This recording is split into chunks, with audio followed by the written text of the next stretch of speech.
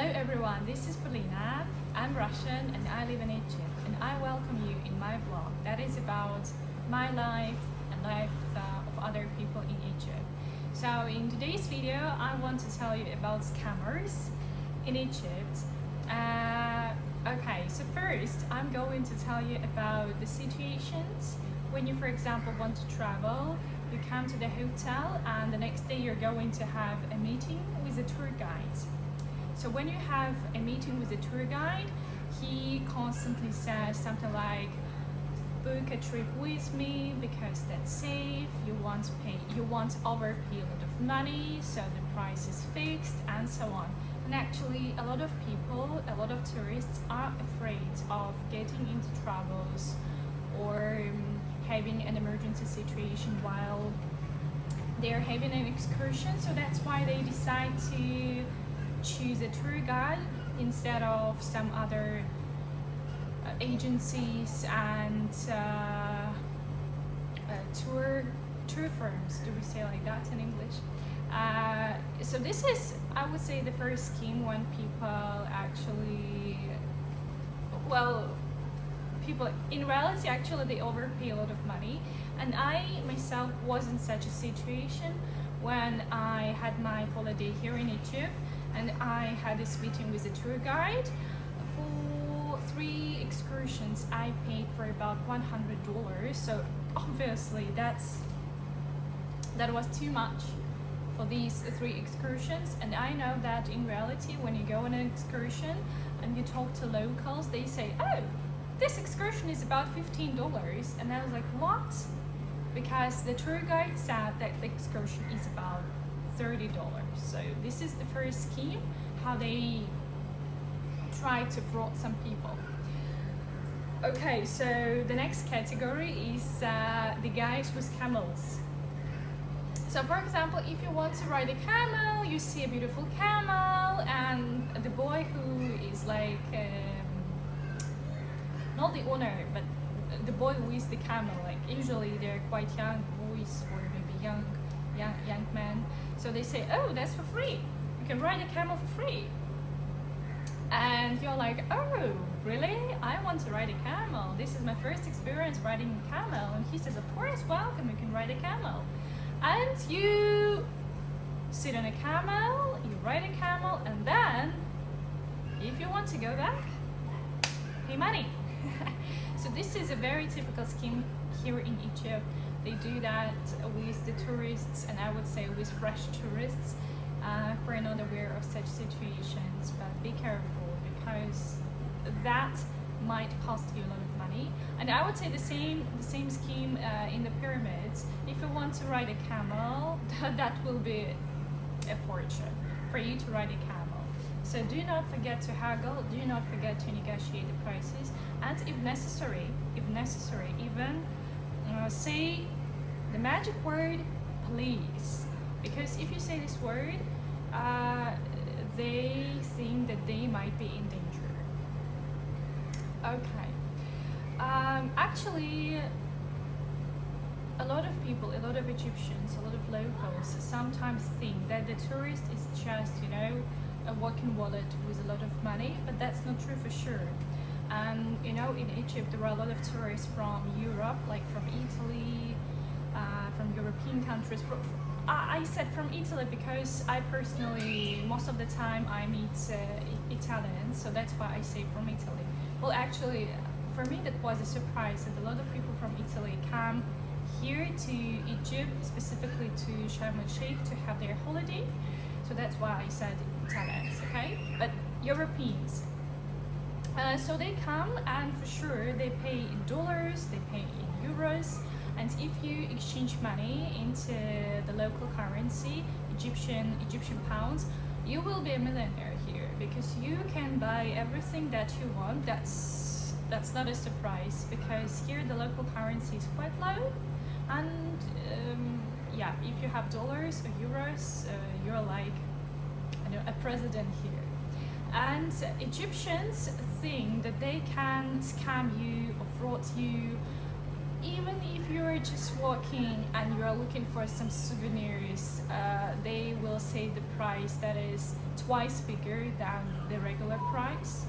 And that's not very nice, because when you are a tourist, you want to see the polite, the friendly behavior from other people, and in fact, in reality, it's vice versa. So people are trying to get money from you, and for me personally, I think this makes the situation worse. So if I have the situation, I want go back to this place, or I want to negotiate with the people who work in this place, and so on. And also sometimes tourists are afraid of getting any excursions, outside the hotels, because there are a lot of tours that different companies offer. And sometimes you could see the boys working on the beach. They usually have like a specific t-shirt with the name of the company. They usually have like a booklet or a brochure with some information about the excursions. And they also offer different tours, and sometimes tourists are afraid of buying such excursions. They say that's not safe at all, but actually that's okay. They are the same companies as tour guides offer you. But the difference is that when you book an excursion with the boys who work on the beach, you do not overpay usually, and you can haggle, because with the tour guide, as I know, you actually can't haggle at all. So they just say the price is fixed and goodbye. So I said this to sum up all the ideas. I want to tell you that you should be careful with the money you pay, and if necessary, negotiate, haggle, and do not forget that you are a tourist and you are right. It's not like that you are a president or a millionaire and you can do everything you want. Of course not, but just you understand that sometimes people want to scam you, and you should be careful. And the final category that I want to talk about, actually, I've heard a lot of stories about such scammers. Relationship scammers. Often I can see a lot of young boys, maybe 23, 25, up to 35, sometimes up to 40 years old men, young boys, and young men who spend their time with the foreigners, with young girls, with women. Why? Do you think this is the true love? Why do they want to spend their time with such people, with the foreigners? Do you think that they want to build healthy relationships? They want to have a family in the future? They want to have kids? No. So there are two cases why Egyptian men start having relationships with the foreigners. First, they want to have money. And second, they need their bodies. They want to use their bodies. And they usually say a lot. I love you. You are the love of my life. You are so special for me. I'm not like other Egyptians. And all such phrases they say just to comfort you and just, to make you trust this person.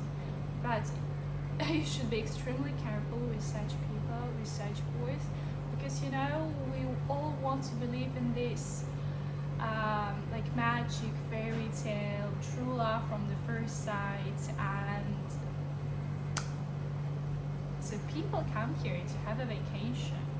Of course, we feel more relaxed, more comfortable, because we do not think about our routines that we have back at home, about our jobs and works, and about the stuff that we need to do.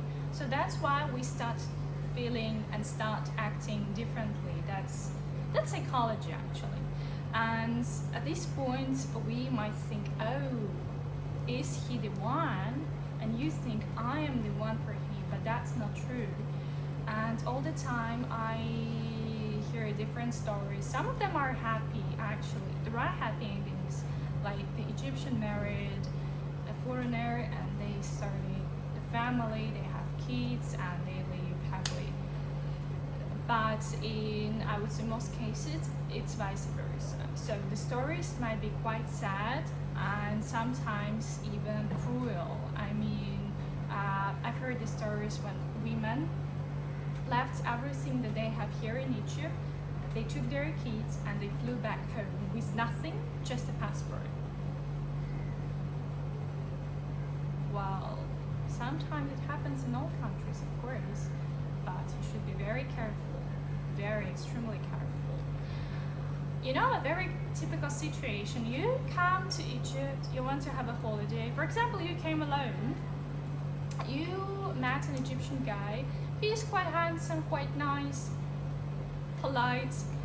He listens to you, he talks to you, he tells you that you are the special one, that you are his future wife, that he was waiting for you for so long and that you should stay here in Egypt with him. Then of course you should come back home because your vacation is about to end. Okay, so you are at home and you start messaging, talking, chatting, video calling, and suddenly he tells you the information like that. Oh, honey, my mom is sick. I don't have enough money, so can you help me? Can you send me some money? And you are a loving, caring woman and you want to help your man. So what do? You send money. You send money, you send money, you send money. And actually this is the typical scheme that they use to get money from you. Do you think that they really need you in their lives? No. They need your money and everything that you can give, presents. Sometimes they can ask, oh, can you buy me this t-shirt because we don't have such t-shirts in Egypt? Oh, can you buy me this phone because you know in Egypt they're quite expensive and in your country it's quite affordable, so could you please give me a present? You know, in Muslim culture it's not acceptable. It's not acceptable when women actually give presents to men. It should be vice versa. Men give presents to their women. They treat their women like they deserve better life. They give gold, jewelry, accessories, like bags, well, everything, all presents, but not women do that. Do not do that. Never. Even if he asks you, do not. If you send this money, trust me 100%, you can forget about this money, for sure. So the third category, I would say, is the most typically spread here in Egypt, because a lot of women want to believe in this fairy tale that they might be loved by someone sincerely and with the full heart, with the full I would say full energy and with the whole heart. But do not forget that sometimes they are just trying to find a better life for themselves and they want to use you as a chance to move to other country. Well, maybe that this is sad, but this is true. So if you ever had such a situation, think twice. Do you really understand the value of these relationships? Do you see the perks? Do you see yourself? Like, how do you see yourself in 5 years if you have these relationships? Are you happy? Do you see any red flags? What about the green flags? If you can answer to all of these questions, so just make sure that you trust this person. Make sure that your family supports you, and make sure that you have a chance to go back to the point where you started having these relationships. I mean, it's not bad to try something new in your life. It's not bad sometimes to risk and try to change your life. But remember that you should have some place, some point where you can start everything again. Just please, I want to warn you, be careful of such men, because every time when I want to spend my time in the cafe in the evening eating an ice cream, I see a lot of couples like that. And in 60%, these men are just trying to use the women they spend their time with. Be careful, and do not forget that you are the most precious and most valuable person in this world. If you have any questions about Egypt, about life in Egypt, so please leave a comment and let me know. If you want to know anything about my personal experience or about any questions, if you have any questions about Egypt, so you're welcome, and I will try to answer to all of your questions. Thank you very much for your attention, and goodbye.